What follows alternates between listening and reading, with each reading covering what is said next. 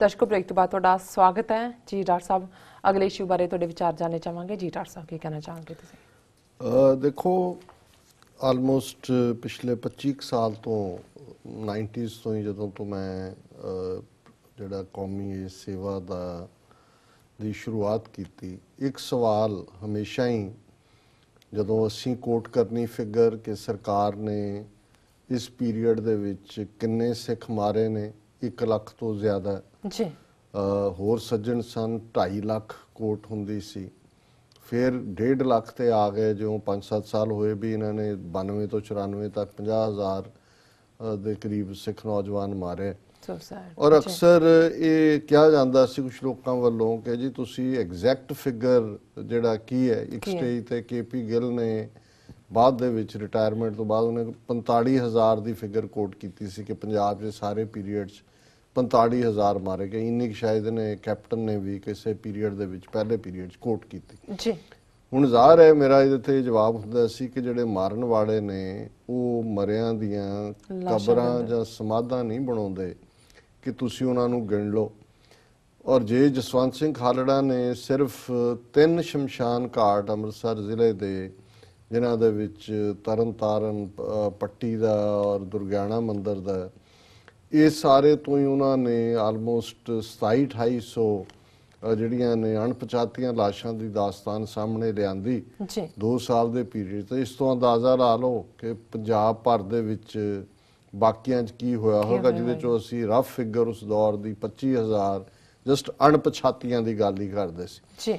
ਹੁਣ ਇਹ ਮੰਦੇ ਭਾਗਾਂ ਦੀ ਗੱਲ ਹੈ ਵੀ ਉੱਥੇ ਜਿੰਨੀਆਂ ਸਾਡੀਆਂ ਹਿਊਮਨ ਰਾਈਟਸ ਆਰਗੇਨਾਈਜੇਸ਼ਨਸ ਰਹੀਆਂ ਉਹਨਾਂ ਦੇ ਕਾਰਕੁਨ ਇੱਥੇ ਵੀ ਆਉਂਦੇ ਰਹੇ।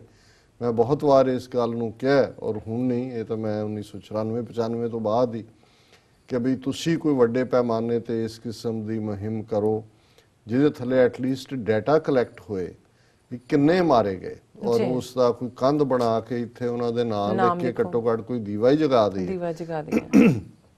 ਲੇਕਿਨ ਉੱਥੋਂ ਵਾਲੇ ਹਿਊਮਨ ਰਾਈਟਸ ਵਾਲੇ ਵੀ ਜ਼ਿਆਦਾ ਸਿਆਸੀ ਪ੍ਰੈਸ ਕਾਨਫਰੰਸਾਂ ਜਾਂ ਦੂਜੇ ਤੱਕ ਜ਼ਿਆਦਾ ਮਹਿਦੂਦ ਹੁੰਦੇ ਨੇ। ਗਰਾਊਂਡ ਵਰਕ ਸ਼ੁਰੂ ਜਿਹੜਾ ਹੋਇਆ ਬਾਅਦ ਦੇ ਵਿੱਚ ਨਹੀਂ ਹੋਇਆ। ਹਾਲਾਂਕਿ 1-2 ਹੋਰ ਗਰੁੱਪ ਜਿਹੜੇ ਇੱਥੋਂ ਨੇ ਉਹ ਜਿਨ੍ਹਾਂ ਨੇ ਹੁਣ ਅਣਪਛਾਤੀਆਂ ਔਰ ਦੂਸਰਿਆਂ ਦਾ 8-9 ਹਜ਼ਾਰ ਦਾ ਡਾਟਾ ਕਰਕੇ ਸੁਪਰੀਮ ਕੋਰਟ 'ਚ ਕੇਸ ਪਾਉਣ ਦੀ ਲਾਈਨ ਔਰ ਉਹਨੂੰ ਇੰਟਰਨੈਸ਼ਨਲੀ ਲਿਆਉਣ ਦੀ ਹੈ। ਪਰ ਕੁੱਲ ਮਿਲਾ ਕੇ ਜਿਸ ਵੱਡੇ ਪੈਮਾਨੇ ਤੇ ਨਸਲਕੁਸ਼ੀ ਹੋਈ ਹੈ, ਸਾਡੇ ਕੋਲ ਅੱਜ ਵੀ ਡਾਟਾ ਨਹੀਂ ਹੈ। ਫਿਊਚਰ ਦੀਆਂ ਜਨਰੇਸ਼ਨਸ ਨੂੰ ਅਸੀਂ ਕੀ ਦੱਸਾਂਗੇ? ਸੋ ਇੱਕ ਸਿਆਣੇ ਸੱਜਣ ਨੇ, ਮੈਂ ਸਿਆਣਪ ਹੀ ਕਹਾਂਗਾ, ਉਹਨਾਂ ਦਾ ਨਾਮ ਪਰਵਿੰਦਰ ਸਿੰਘ ਕਿਤਨੇ, ਉਹਨਾਂ ਨੇ ਰਾਈਟ ਟੂ ਇਨਫੋਰਮੇਸ਼ਨ ਐਕਟ ਦੇ ਥੱਲੇ ਇਹ ਜਿਹੜੀ ਹੈ ਅਰਜ਼ੀ ਪਾਈ ਔਰ ਉਹਨਾਂ ਨੇ ਕਿਹਾ ਵੀ 1978 ਤੋਂ ਲੈ ਕੇ 1 ਅਪ੍ਰੈਲ 1978 ਤੋਂ 31 ਦਸੰਬਰ 1993 ਤੱਕ ਕਿੰਨੇ ਲੋਕ ਪੰਜਾਬ 'ਚ ਮਾਰੇ ਗਏ, ਸਿਵਿਲੀਅਨ ਮਿਲੀਟੈਂਟ, ਜਿਹੜੇ ਮਿਲੀਟੈਂਟਸ ਨੇ ਪੁਲਿਸ ਮਿਲੀਟੈਂਟਸ ਨੇ ਲੋਕਾਂ ਨੂੰ ਮਾਰਿਆ ਜਾਂ ਪੁਲਿਸ ਨੇ ਉਹਨਾਂ ਨੂੰ ਮਾਰਿਆ, ਵੀ ਇਹਦਾ ਸਾਨੂੰ ਦਿਓ। ਹੁਣ ਇਹ ਬਿਲਕੁਲ ਠੀਕ ਅਪਰੋਚ ਹੈ ਰਾਈਟ ਟੂ ਇਨਫੋਰਮੇਸ਼ਨ ਐਕਟ ਦੇ ਥੱਲੇ ਔਰ ਜ਼ਾਹਰ ਹੈ ਕਿ ਵੀ ਇਹ ਉਹਨਾਂ ਨੇ ਸਾਰਿਆਂ ਨੂੰ ਹੀ, ਜਿੰਨੇ ਜ਼ਿਲ੍ਹਿਆਂ ਦੇ ਪੁਲਿਸ ਆਫੀਸ਼ੀਅਲਸ ਔਰ ਦੂਜੇ ਨੇ, ਜਦੋਂ ਉਹਦੇ ਐਕਟ ਦੇ ਥੱਲੇ ਜਾਂਦਾ ਹੈ। ਔਰ ਦਿਲਚਸਪ ਗੱਲ ਹੈ ਕਿ ਵੀ ਕਿਵੇਂ ਜਦੋਂ ਮੈਂ ਕਹਿੰਦਾ ਵੀ ਸਰਕਾਰਾਂ ਮਾਰ ਕੇ ਸਮਾਧਾਂ ਜਾਂ ਕਬਰਾਂ ਨਹੀਂ ਬਣਾਉਂਦੀਆਂ ਵੀ ਉਹ ਗਿਣ ਲੈਣ ਕਿ ਉਹਨੂੰ ਕਿਵੇਂ ਆਪਣਿਆਂ 'ਚ ਦਾ ਸ਼ਾਇਦ ਉਹ ਡਰ ਹੀ ਇੰਨਾ ਪੈਦਾ ਹੋ ਗਿਆ ਵੀ ਲੰਮਾ ਸਮਾਂ ਉਹਨਾਂ ਨੇ ਇਸ ਤੇ ਐਕਟ ਨਹੀਂ ਕੀਤਾ। ਬਾਅਦ 'ਚ ਜਿਹੜਾ ਹੈ ਉਹ ਕਿਸੇ ਦੀ ਦਿਲਚਸਪੀ ਨਹੀਂ ਰਹੀ। ਲੇਕਿਨ ਈਵਨ ਅੱਜ ਵੀ 33 ਸਾਲ ਬੀਤਣ ਬਾਅਦ ਵਿੱਚ 84 ਦੇ ਔਰ ਜੇ 78 ਨੂੰ ਅਸੀਂ ਮਾਰਕ ਕਰੀਏ ਤੇ ਉਸ ਦੇ ਵਿੱਚ ਤੁਸੀਂ ਜਿਹੜਾ 6 ਸਾਲ ਹੋਰ ਜੋੜ ਲਓ, 4 ਦਹਾਕਿਆਂ ਬਾਅਦ ਵੀ ਗਵਰਨਮੈਂਟ ਜਿਹਦਾ ਇਹ ਫਰਜ਼ ਹੁੰਦਾ ਹੈ ਕਿ ਉਹ ਦੱਸੇ ਕਿ ਵੀ ਕੀ ਡਾਟਾ ਹੈ, ਕਿੰਨਿਆਂ ਨੇ ਉਹਨਾਂ ਨੂੰ ਮਾਰਿਆ, ਉਹਨਾਂ ਦੇ ਮਰਨ ਵਾਲੇ। ਇਹਨਾਂ ਦੇ ਆਪਣੇ ਵੈਬਸਾਈਟ ਤੇ ਤਾਂ 1700 ਪੁਲਿਸ ਵਾਲਿਆਂ ਦਾ ਉਹਨਾਂ ਨੇ ਨਾਂ ਪਾਏ ਹੋਏ ਨੇ ਜਿਹੜੇ ਇਸ ਦੌਰ 'ਚ ਮਾਰੇ ਗਏ। ਔਰ ਇਹ ਖਬਰ ਹੈ police deny information on civilians militants killed in Punjab, ਕਿ ਉਹ ਡਿਨਾਈ ਕਰ ਰਹੇ ਨੇ। ਔਰ ਇਹ ਪਰਵਿੰਦਰ ਸਿੰਘ ਹੋਰਾਂ ਨੇ ਜਿਹੜਾ ਇਹ ਪਾਈ application had sought the year-wise information about number and list of persons killed by militants killed in encounters with Punjab police and other security agencies, persons killed in fake encounters, those who have reportedly disappeared during this period, and number of unidentified bodies found. he had sent an application to the Punjab DGP and SSPs of around 18 districts in the state, ਔਰ ਉਹਨਾਂ ਨੇ ਉਹਦੇ ਜਿਵੇਂ ਮੈਂ ਕਿਹਾ time frame ਅਪ੍ਰੈਲ 1 ਤੋਂ 1978 ਤੋਂ ਲੈ ਕੇ ਦਸੰਬਰ 31 1993 ਤੱਕ, ਔਰ ਉਹਦੇ 'ਚ ਉਹਨਾਂ ਨੇ ਇਹ ਡੀਟੇਲ ਕਰਨ ਉਸ ਅਰਜ਼ੀ ਦੇ ਵਿੱਚ ਕਿਹਾ, I sought this information as there are no specific details available in the public domain about the number of people killed during this period, even as they were in thousands. There was huge loss of life during this period, but still the government have not made available any data, and politicians in their rhetoric have been using different numbers with just wild guesses. People should know that how many civilians were killed by militants and how many militants were killed in encounters or reportedly were made to disappear, Mr. Parvinder Singh said. ਹੁਣ ਬੜੀ ਜ਼ਾਹਰ ਹੈ, ਔਰ ਫਿਰ ਉਹਨਾਂ ਨੇ ਇਸ ਨੂੰ ਇੱਕ ਹਿਊਮੈਨਿਟੇਰੀਅਨ ਰੰਗ ਵੀ ਦਿੱਤਾ ਰਾਈਟਲੀ ਕਿ ਬਈ ਇਹ ਕਿਉਂ ਜ਼ਰੂਰੀ ਹੈ।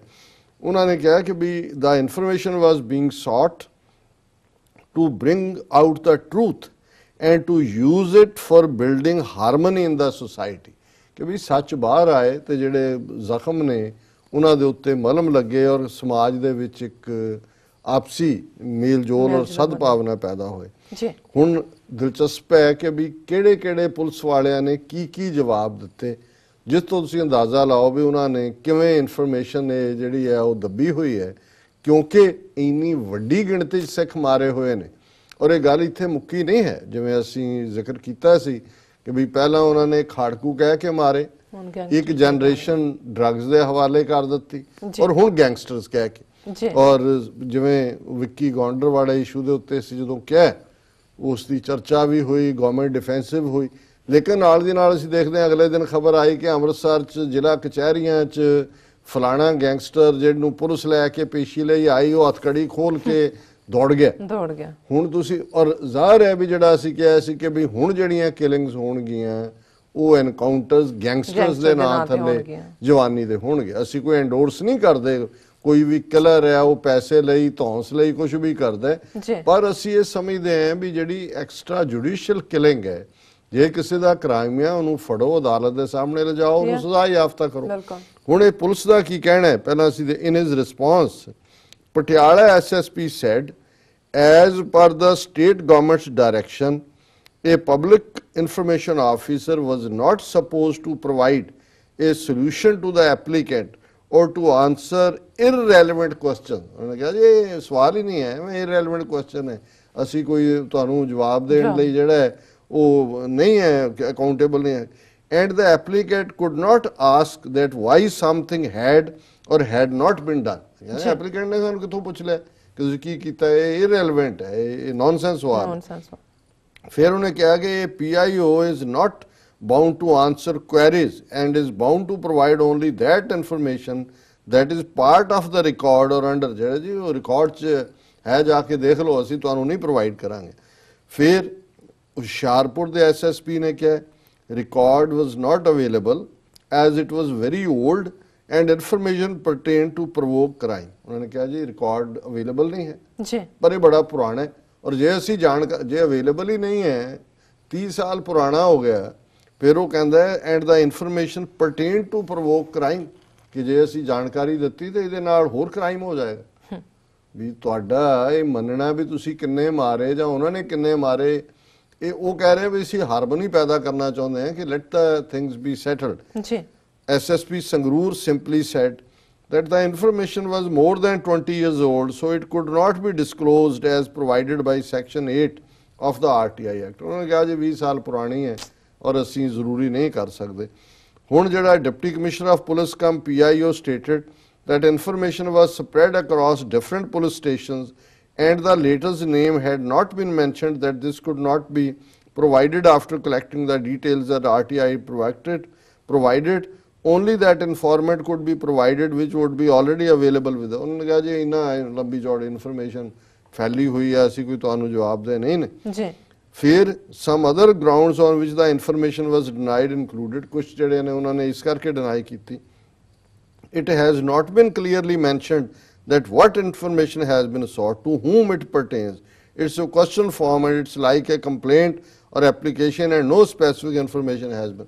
ਉਹਨੇ ਕਿਹਾ ਜੀ ਸਾਨੂੰ ਤੁਸੀਂ ਦੱਸਿਆ ਨਹੀਂ ਕਿਹੜੀ ਜਾਣਕਾਰੀ ਚਾਹੀਦੀ ਹੈ, ਜੀ ਕਦੋਂ ਚਾਹੀਦੀ ਹੈ। ਸੋ ਜਿਹੜੀ ਅਖੀਰ 'ਚ ਜਿਹੜੀ ਕਨਕਲੂਜਨ 'ਚ ਮੈਂ ਦੇਖਦਾ, ਮੋਸਟ ਆਫ ਦਾ SSPs ਹੁਣ ਇਹ ਹੈ, ਪਹਿਲਾਂ ਤੁਸੀਂ ਉਹਨਾਂ ਨੂੰ ਇਸ ਲਈ ਮਾਰਿਆ ਕਿ ਉਹ ਤੁਹਾਡੇ ਲਈ ਲਾਅ ਐਂਡ ਆਰਡਰ ਲਈ ਖਤਰਾ ਸੀ, ਦੇਸ਼ ਧਰੋਹੀ ਸੀ। ਜੀ ਹੁਣ ਤੁਸੀਂ ਮਰਿਆਂ ਦੇ ਨਾਂ ਤੇ ਜਾਣਕਾਰੀ ਦੇਣ ਨੂੰ ਤਿਆਰ ਨਹੀਂ ਕਿ ਜੇ ਇਹ ਜਾਣਕਾਰੀ ਦਿੱਤੀ ਤੇ ਦੇਸ਼ ਦੀ ਏਕਤਾ ਅਖੰਡਤਾ ਨੂੰ ਖਤਰਾ ਹੈ, ਜਿਹੜਾ ਜਵਾਬ ਬਹੁਤਿਆਂ ਨੇ ਦਿੱਤਾ ਹੈ।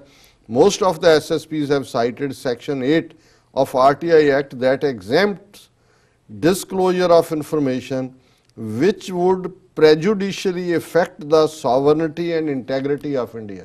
ਉਹ ਛੁਪ ਕੇ RTI Act ਦੇ ਇਸ ਕਲੌਜ਼ ਦੇ ਥੱਲੇ ਉਹਨਾਂ ਨੇ ਕਿਹਾ ਜੀ ਜਿਸ ਜਾਣਕਾਰੀ ਦੇ ਦੇਣ ਨਾਲ ਦੇਸ਼ ਦੀ ਏਕਤਾ ਅਖੰਡਤਾ ਨੂੰ ਖਤਰਾ ਪੈਦਾ ਹੋਏ, ਸਿਕਿਉਰਿਟੀ ਨੂੰ ਖਤਰਾ ਹੋਏ, ਸਟ੍ਰੈਟਜੀ ਵਿਉਂਤਬੰਦੀ ਨੂੰ ਖਤਰਾ ਹੋਏ, ਸਾਇੰਟਿਫਿਕ ਔਰ ਇਕਨੋਮਿਕ ਇੰਟਰਸਟ, ਇਹਦੇ 'ਚ ਸਾਇੰਸ ਵੀ ਆ ਗਈ, ਇਕਨੋਮਿਕ ਇੰਟਰਸਟ ਵੀ ਆ ਗਏ, or state relation with foreign state, or lead to incitement of an offence, ਕਿ ਇਹਦੇ ਨਾਲ ਇਹ ਜੇ ਅਸੀਂ ਜਾਣਕਾਰੀ ਦੇ ਦਿੱਤੀ ਤੇ ਇਹਦੇ ਨਾਲ ਹੋਰ ਅੱਗੋਂ ਜਿਹੜੇ ਨੇ ਕ੍ਰਾਈਮ ਉਹ ਵੱਧ ਜਾਣਗੇ। Information that has been expressly forbidden to be published by any court of law. ਜੇ ਵੀ ਕਾਨੂੰਨ ਨੇ ਅਸੀਂ ਸਾਰਾ ਇਹਨੂੰ ਕਲਾਸੀਫਾਈ ਕਰਕੇ ਰੱਖਿਆ, ਅਸੀਂ ਤੁਹਾਨੂੰ ਕਿਵੇਂ ਦੇ ਦਈਏ। Or disclosure of which may constitute contempt of court on a few other ground. ਇਹ ਕਹਿ ਕੇ ਹੁਣ ਅੱਜ ਹਾਲ ਇਹ ਹੈ, ਉਹਨਾਂ ਨੇ 1978 ਤੋਂ ਸ਼ੁਰੂ ਕੀਤਾ ਸੀ ਜੀ, 1 ਅਪ੍ਰੈਲ ਤੋਂ, ਹੁਣ 78 ਔਰ ਹੁਣ ਤੱਕ 40 ਸਾਲ ਹੋ ਗਏ ਨੇ। 40 ਸਾਲ ਬਾਅਦ largest democracy of the land, ਜਿੱਥੇ ਲਾਅ ਆਫ ਦਾ ਲੈਂਡ ਹੈ, ਜਿੱਥੇ ਬਹੁਤ ਜਸਟਿਸ ਹੈ, 40 ਸਾਲ ਬਾਅਦ ਤੁਸੀਂ ਰਾਈਟ ਟੂ ਇਨਫੋਰਮੇਸ਼ਨ ਐਕਟ ਦੇ ਥੱਲੇ ਆਪਣੇ ਮਰਿਆਂ ਦੀ ਗਿਣਤੀ ਨਹੀਂ ਲੈ ਸਕਦੇ। ਇਹ ਨਹੀਂ ਆਪਣੇ ਮਰਿਆਂ ਦੀ, ਉਹਨਾਂ ਨੇ ਕਿਹਾ ਜੀ ਕੁੱਲ ਦੱਸੋ ਤੁਸੀਂ ਕਿੰਨੇ ਮਾਰੇ, ਉਹਨਾਂ ਨੇ ਤੁਹਾਡੇ ਕਿੰਨੇ ਮਾਰੇ, ਸਿਵਲੀਅਨ ਕਿੰਨੇ ਮਾਰੇ। ਐਟਲੀਸਟ ਜਿਹੜਾ ਇਹ ਇੱਕ ਰਿਕਾਰਡ ਤਾਂ ਸਟੇਟ ਹੋਏ। ਸੋ ਹੁਣ ਜੇ ਸਾਡਾ ਇੱਕ ਤਬਕਾ ਸਮਝਦਾ ਹੈ ਵੀ ਇਸ ਸਿਸਟਮ ਚੋਂ ਅਸੀਂ ਜਸਟਿਸ ਕੱਢ ਸਕਦੇ, ਤੇ ਫਿਰ ਉਹਨਾਂ ਤੋਂ ਵੱਧ ਕੇ, ਮੈਂ ਤਾਂ ਅੱਗੇ ਤਾਂ ਮੈਂ ਕਹਿੰਦਾ ਸੀ ਅਗਿਆਨੀ ਨੇ, ਫਿਰ ਉਹ ਤੋਂ ਵੱਡਾ ਬੇਈਮਾਨ ਕੋਈ ਨਹੀਂ ਹੈ। ਉਹ ਤਾਂ ਤੁਹਾਡੇ ਮਰਿਆਂ ਦੀ 40 ਸਾਲ ਪਹਿਲਾਂ ਜਿਹੜੇ ਮਾਰੇ ਨੇ ਜਾਂ ਮਰੇ ਨੇ ਉਹਨਾਂ ਦੀ ਤੁਹਾਨੂੰ ਗਿਣਤੀ ਦੱਸਣ ਨੂੰ ਤਿਆਰ ਨਹੀਂ ਹੈ। ਫਿਗਰ ਤਾਂ ਇਹ ਤਾਂ ਨਹੀਂ ਸੀ ਵੀ ਉਹਨਾਂ ਦੀ ਕੋਈ ਲਿਸਟ ਮੰਗੀ ਹੈ। ਉਹਨੂੰ ਕਿਹਾ ਜੀ ਦੱਸੋ ਕਬੀਰ ਉਸ ਰਾਈਟ ਟੂ ਇਨਫੋਰਮੇਸ਼ਨ ਦੇ ਐਕਟ ਦੇ ਥੱਲੇ ਵੀ ਕਿੰਨੇ ਲੋਕ ਮਰੇ ਸਾਰੇ ਪੀਰੀਅਡ। ਵੈਰੀ ਸਿੰਪਲ ਡਾਟਾ ਉਹਨਾਂ ਦੇ ਕੋਲ ਪਿਆ, ਲਿਆਓ। ਹੋਗਾ ਜੀ ਇਹ ਦੇਸ਼ ਦੀ ਏਕਤਾ ਅਖੰਡਤਾ ਨੂੰ ਖਤਰਾ ਹੋ ਜਾਏਗਾ। ਜਿਹੜੇ ਜਿਉਂਦੇ ਵੀ ਖਤਰਾ ਸੀ ਤੇ ਮਰ ਕੇ ਵੀ ਉਹਨਾਂ ਦੀਆਂ ਲਾਸ਼ਾਂ ਤੁਸੀਂ ਅਨਆਇਡੈਂਟੀਫਾਈ ਕਰਤੀਆਂ ਕਿ ਲਾਸ਼ ਤੋਂ ਵੀ ਤੁਹਾਨੂੰ ਡਰ ਲੱਗਦਾ ਸੀ, ਹੁਣ ਤੁਹਾਨੂੰ ਡਾਟੇ ਤੋਂ ਵੀ ਡਰ ਲੱਗਦਾ ਵੀ ਇੱਕ ਚੰਗੀ ਤੁਹਾਡੀ ਏਕਤਾ ਅਖੰਡਤਾ ਜਿਹੜੀ ਕਿ ਇੰਨੀ ਇੱਕ ਫ੍ਰੈਜਲ ਗਰਾਊਂਡ ਤੇ ਖੜੀ ਹੈ। ਜੀ ਡਾਕਟਰ ਸਾਹਿਬ ਬਿਲਕੁਲ। ਇੱਥੇ ਲੈਣੇ ਬ੍ਰੇਕ ਤੋਂ ਪਹਿਲਾਂ ਅਸੀਂ ਆਪਣੇ ਦਰਸ਼ਕਾਂ ਤੇ ਸਰੋਤਿਆਂ ਨੂੰ ਅਪੀਲ ਕਰ ਦਈਏ, ਫੀਅਰਸ, ਜਿਸ ਤਰ੍ਹਾਂ ਕਿ ਤੁਸੀਂ ਜਾਣਦੇ ਹੋ ਕਿ TV 84 ਹੀ ਇੱਕ ਅਜਿਹਾ ਚੈਨਲ ਹੈ ਜਿਹੜਾ ਕਿ ਮਨੁੱਖੀ ਹੱਕਾਂ ਦਾ ਪਹਿਰੇਦਾਰ ਹੈ। TV 84 ਹੀ ਸਿੱਖਾਂ, ਕਸ਼ਮੀਰੀਆਂ ਅਤੇ ਭਾਰਤ ਦੀਆਂ ਨਾਰਥ ਈਸਟ ਸਟੇਟਾਂ ਦੇ ਲੋਕਾਂ ਦੇ ਸਵੈ ਨਿਰਣੇ ਦੇ ਹੱਕਾਂ ਦਾ ਹਾਮੀ ਹੈ। ਅਸੀਂ ਚਾਹੁੰਦੇ ਹਾਂ ਕਿ ਤੁਸੀਂ TV 84 ਦੀ ਵੱਧ ਤੋਂ ਵੱਧ ਮਾਈਕ ਸਹਾਇਤਾ ਕਰੋ। ਤੁਸੀਂ ਆਪਣੀ ਮਾਈਕ ਸਹਾਇਤਾ ਸਾਡੀ ਵੈਬਸਾਈਟ tv84.tv ਤੇ ਜਾ ਕੇ ਪੇਪਲ ਦੀ ਵਰਤੋਂ ਕਰਕੇ ਇਕੱਠੇ ਵੀ ਡੋਨੇਟ ਕਰ ਸਕਦੇ ਹੋ ਜਾਂ ਫਿਰ ਤੁਸੀਂ ਮੰਥਲੀ ਵੀ ਡੋਨੇਟ ਕਰ ਸਕਦੇ ਹੋ। ਤੁਸੀਂ ਸਕਰੀਨ ਤੇ ਦਿੱਤੇ ਗਏ ਪਤੇ ਰਾਹੀਂ ਸਾਨੂੰ ਤੁਸੀਂ ਮੇਲ ਵੀ ਕਰ ਸਕਦੇ ਹੋ, ਤੁਸੀਂ ਸਾਨੂੰ ਕਾਲ ਵੀ ਕਰ ਸਕਦੇ ਹੋ। ਬਾਈ ਦੀ ਵੇ ਅਮਰਿੰਦਰ ਸਿੰਘ ਦੌੜ ਗਿਆ ਹਾਰਵਰਡ ਆਉਣ ਤੋਂ, ਕਹਿੰਦਾ ਮੈਂ ਨਹੀਂ ਹੋਣਾ, ਮੈਂ ਬਜਟ ਪੇਸ਼ ਕਰਾਂ। ਸੋ ਇੱਥੇ ਉਹਦੀ ਤਿਆਰੀ ਕਰ ਰਿਹਾ ਸੀ ਸਵਾਗਤ ਦੀ, ਉਹਨੂੰ ਦੱਸਣਾ ਸੀ ਪਰ ਚਲੋ ਭਗੌੜਾ ਹੋ ਗਿਆ। ਠੀਕ ਹੈ ਡਾਕਟਰ ਸਾਹਿਬ। ਵੀਅਰਸ ਤੁਸੀਂ ਇਸ ਤਰ੍ਹਾਂ ਮੇਰੇ ਨਾਲ ਮਿਲਦੇ ਹਾਂ ਛੋਟੇ ਜਿਹੇ ਵਕਫੇ ਤੋਂ ਬਾਅਦ।